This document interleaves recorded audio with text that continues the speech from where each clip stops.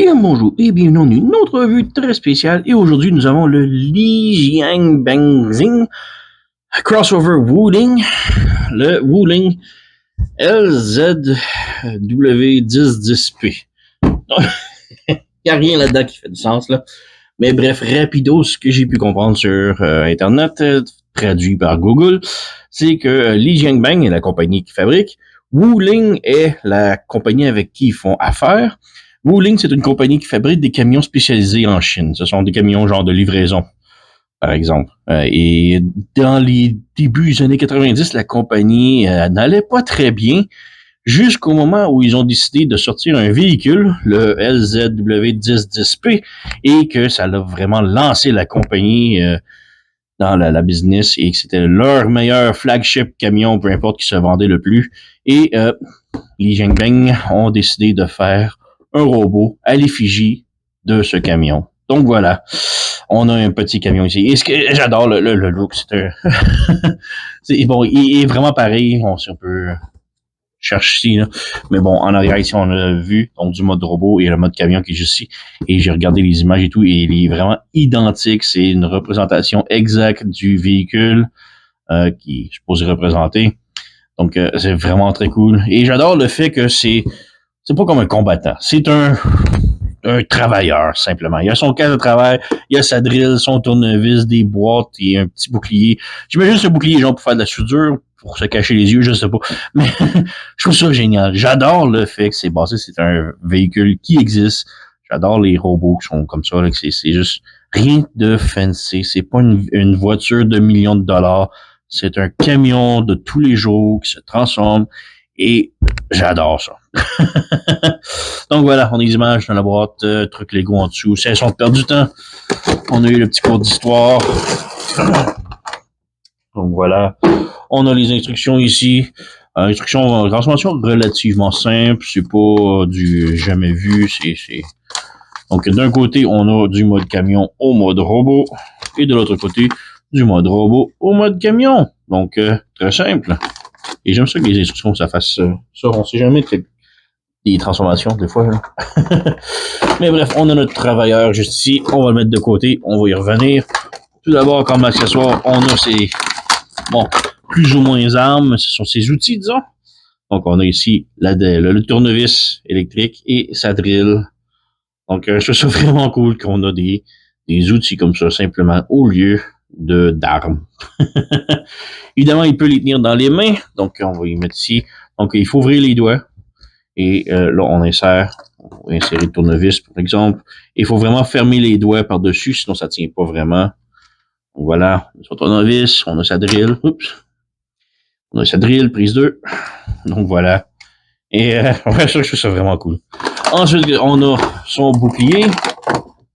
Donc, je sais pas trop ce qui est écrit en avant, mais bon, petite poignée en arrière, plastoc, rien de majeur. Et on a 3 petites boîtes Amazon. 1, 2 et 3. Voilà. Donc, c'est juste plastoc. Rien de magique avec. C'est plastoc vide.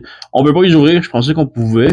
On dirait que le capot peut s'ouvrir, mais non, ça s'ouvre pas. Donc, juste 3 petites boîtes. Camion de livraison. Faut qu'il y ait de la cargaison. Ça. Donc, voilà. On a notre robot ici. Et bon, tout d'abord, on a le backpack ici qui tient pas énormément, ça se branche là. On peut le laisser comme ça avec les ailes. Moi, personnellement, j'aime mieux les fermer. Ça lui donne un petit backpack, mais au moins, ça fait plus clean, je trouve. Et ensuite, on a les panneaux ici. Les instructions disent de le mettre sur le côté comme ça. Sur le côté comme ça, mais bon, c'est comme vous voulez, hein. Alors, on a notre robot juste ici. On va ajuster la caméra un petit peu. Donc, vraiment très cool. J'adore le look avec, là. Donc, ouais, le plastron ici, toute la plaque en avant, c'est du métal. Donc, vraiment bien. Derrière, ça nous voit quand même bien. Comme je dis, le backpack, c'est pas le meilleur, mais c'est pas le pire non plus que j'ai vu. Donc, on a la tête ici avec son casque de travail. C'est vraiment cool. La tête avec un ball joint comme ça. J'adore vraiment ce genre de ball joint-là. Là. Donc, ça donne un look plus réaliste. On va bouger le backpack un petit peu ici. On a un butterfly joint ici au bras. Ensuite, on a un swivel, ratchet comme ça ici, rotation au coude. Le coude peut pivoter comme ça. On a ratchet à la taille. On a les jambes qui peuvent faire la split. Et c'est comme un soft ratchet, donc toc, toc, toc, toc. On a rotation à la cuisse. On a de l'avant, de l'arrière, la jupette qui peut bouger ici. Le genou, on a double joint. Un joint ratchet et l'autre non. Donc, c'est bizarre. Et tout le cable en arrière bloque un petit peu l'articulation du genou, mais bon, c'est rien de très grave. Et pour la cheville, on a ball joint, donc ça peut pivoter haut et bas, ça peut aller sur les côtés, rotation, donc vraiment beaucoup de jouabilité là. Et ouais, comme en arrière ici, le backpack, on peut comme étirer, faire vraiment comme des grosses ailes, comme on veut. On peut exagérer ça. Le seul truc, comme je dis, c'est que ce truc-là ici, ça tient pas énormément. Mais bon, c'est pas le plus grave. On peut mettre ça aussi en arrière. On peut y faire genre une cape. Donc c'est vraiment à notre goût pour placer les ailes. Mais voilà, on a notre travailleur. Il est de la même compagnie qui a fait les véhicules gouvernementaux un peu. Donc on a la voiture présidentielle ici qui se transforme en soldat. Vraiment très cool. Encore là, une voiture très classe là, qui se transforme. Donc c'est la même compagnie. Et pour une autre petite comparaison, il y en a ici Studio Series 86 Optimus Prime qui leur arrive même pas aux épaules. Donc voilà. Donc on peut maintenant passer à la transformation. Donc pour la transformation, très simple. Tout d'abord, bon, si c'est pas déjà fait, on enlève ses armes, ses outils plutôt. Donc ouais, transformation relativement simple. On va commencer par le dessus. Donc ici, tout le plastron, on ouvre comme ça. On prend le torse et on détache ici. Et petite note ici, on détache et on a un slider, un joint ici. Moi, je n'avais pas de pin à ce truc-là. On voit une pin ici de métal, là. Je n'avais pas. Donc, il manquait ça. Une petite erreur d'assemblage, j'imagine. J'ai communiqué avec mon vendeur. D'ailleurs, j'ai acheté ça chez Tommy Park Store. Ça fait quelques reprises que j'achète de là et je suis très satisfait. Le shipping est ultra rapide. Les prix sont très bas. Donc, allez voir ça. Tommy Park Store. Donc, ouais, j'ai communiqué avec. On va voir s'il va m'en rajouter une pin ici à ma prochaine commande là, pour voir. Mais bref, j'ai trouvé une vis qui fitait parfaitement. J'ai inséré, j'ai coupé la tête et ça fit, ça tient. Donc, pas un gros problème. Mais bon, j'ai eu ce petit bémol-là. Des trucs qui arrivent dans l'assemblage. Bref, on a ça ici d'étirer. Maintenant que la taille est détachée et le devant ici est ouvert, on a de l'espace ici pour la tête. Donc, on pivote la tête de l'autre côté et on l'insère à l'intérieur ici comme ça. Donc voilà. Ensuite, les bras, on pivote la vitre comme ça et on pivote le bras de l'autre côté. Donc, on ramène la vitre ici vers le devant et le bras, on l'insère à l'intérieur ici comme ça. Donc, bras ici comme ça, la vitre ici et on ramène ça ici. Donc, on a ça ici. Parfait. Ici, les vitres, on a des tables quand on branche les vitres dessus. Donc, on a une et on a deux. Donc, on a ça comme ça ici. Et maintenant, sur le devant ici, on a deux petites tables en dessous des vitres qui vont venir se brancher sur la plateforme. Comme ça. Donc, on a ça ici. Les portières, maintenant, on ramène ça vers le bas ici. Vers le bas ici. Et là, en avant ici, on a comme un gros trou ici qui va venir se brancher dans le trou métallique ici. Donc, on ramène ça ici. Et on branche. Et en branchant ça ici, ça ferme la porte ici presque automatique. Donc, on ramène ça ici. On fait une chose de l'autre côté. On branche. Et voilà. Et on ferme. Et là, on a le plus mignon des Gerwalk. Je trouve ça tellement très cool. Mais bon, on a ça ici. Pour les jambes, très simple. On prend le cable qui est ici. On l'ouvre vers l'intérieur. On pivote le pied. On insère comme ça. Et on referme.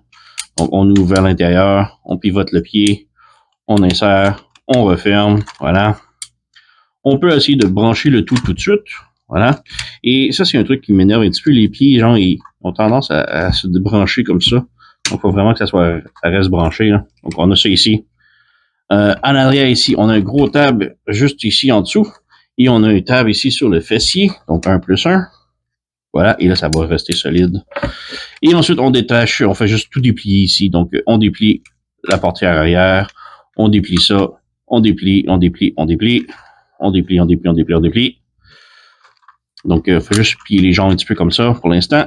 Et là, on peut venir brancher les panneaux ici. Donc, on a des tables. Branche, branche, branche, branche. Même chose de l'autre côté. Branche, branche, branche. Voilà. Et voilà. Donc, on a tout ça. Et là, ensuite, on a 4 petits pegs ici qui vont venir se brancher dans la cabine. On fait juste relever les jambes et on branche le tout. Et voilà, on a notre magnifique petite fourgonnette. Et je la trouve vraiment cute.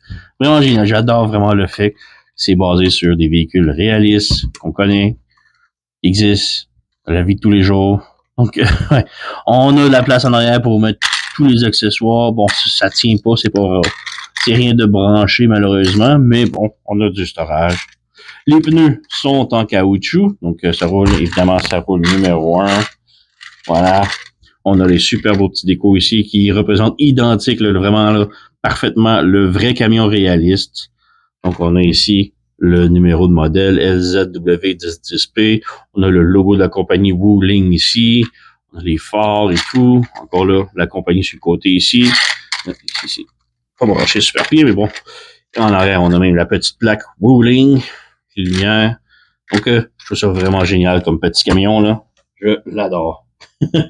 De la même compagnie, on a le camion, le véhicule présidentiel, plus ou moins. Donc, vraiment cool. Mais on peut voir qu'il est un petit peu trop petit et que les tablettes peuvent se défaire.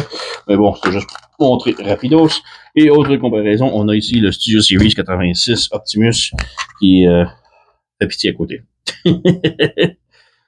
Donc, ouais, il est vraiment pas cher. Il se vend genre 25 US. C'est une... C'est rien. Il m'a coûté au-dessus de 100 et ouais. Mais la qualité est vraiment bonne. C'est un petit peu dommage pour la pine qui manquait, mais bon, j'ai pu le réparer rapidos et puis bon, on va attendre ce que le vendeur va me dire. Il va peut-être me rajouter une pine à ma prochaine commande. On va voir. Est-ce que c'est la première fois que j'ai un problème avec ça? Donc, ouais. Et vraiment superbe le camion, j'adore. Si on regarde en dessous, si on voit juste un petit peu de cable, mais c'est juste les jambes.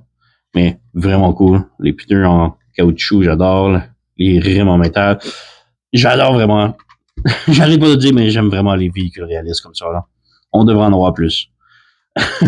Donc, oui, très haute recommandation. Comme je dis, 25 US chez Tommy Part Store. Il se trouve aussi sur AliExpress assez facilement. Et je crois qu'il y a d'autres vendeurs qui le tiennent aussi.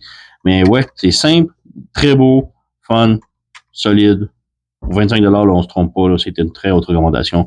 Allez vous le procurer. Donc, le LZW1010P de Wuling. Et Li Jiebang, genre, je sais pas, je massacre le nom, je m'excuse, là. Très, très, très haute recommandation. Allez vous procurer. Sur ce, vous connaissez la chanson. Likez, subscribez, laissez un commentaire, blablabla. Moi, je vous remercie d'avoir écouté. On se revoit. À la prochaine.